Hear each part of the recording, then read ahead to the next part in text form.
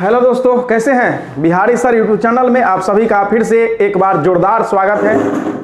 और हम लोग आज एक नया टॉपिक मुस्लिम लीग की स्थापना है ना, उसकी चर्चा करेंगे।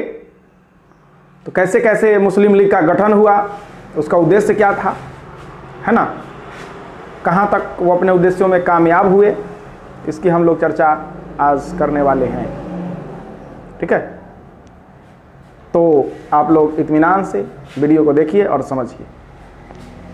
तो मुस्लिम लीग है ना, तो अंग्रेज एक चाल चलता था, फूट डालो और राज करो, समझे।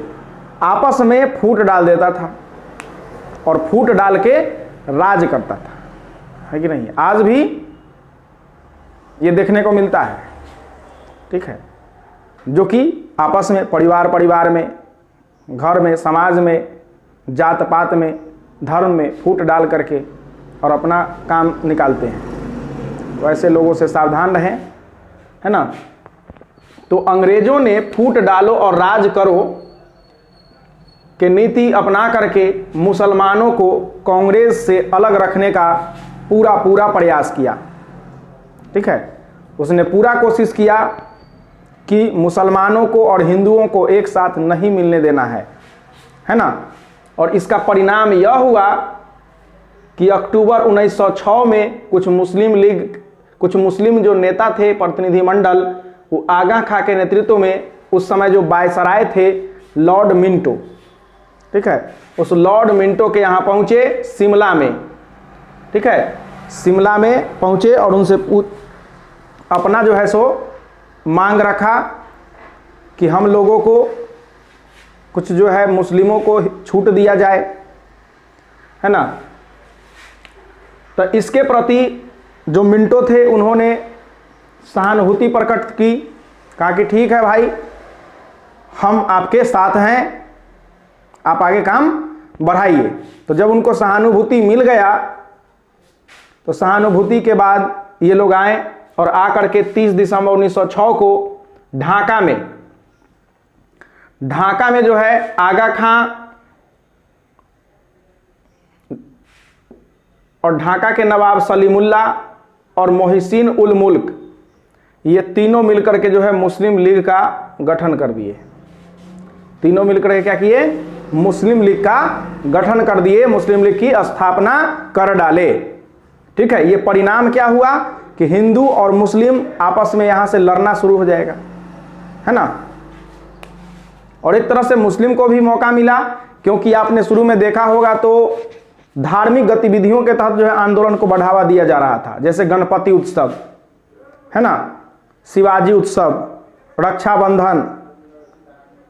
तो एक राष्ट्रीय आंदोलन को एक राष्ट्रीयता के तौर पे होना चाहिए, उसको धार्मिक रूप नहीं देना चाहिए। जब उस चीज को आप धार्मिक रूप दे दीजिएगा तो विभेद होना, फूट होना लाजमी हो जाता है। ठीक है, तो आगा खां जो है ये प्रथम अध्यक्ष बनाए गए। मुस्लिम लीग के प्रथम अध्यक्ष कौन बने, आगा खां।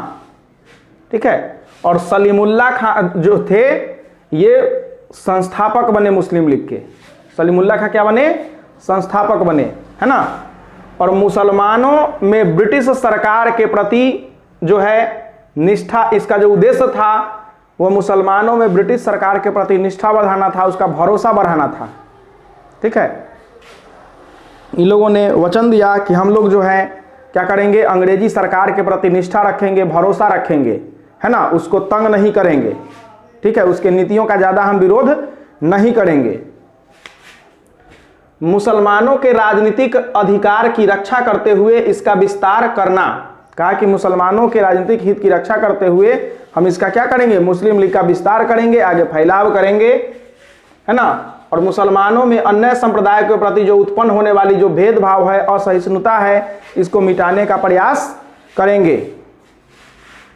ठीक है, 1908 में अमृतसर अधिवेशन हुआ था, इस मुस्लिम लीग का अमृतसर अधिवेशन हुआ था। इस अमृतसर अधिवेशन में यह तय किया गया कि मुस्लिमों के लिए जो है अलग से निर्वाचन मंडल की व्यवस्था की जाए।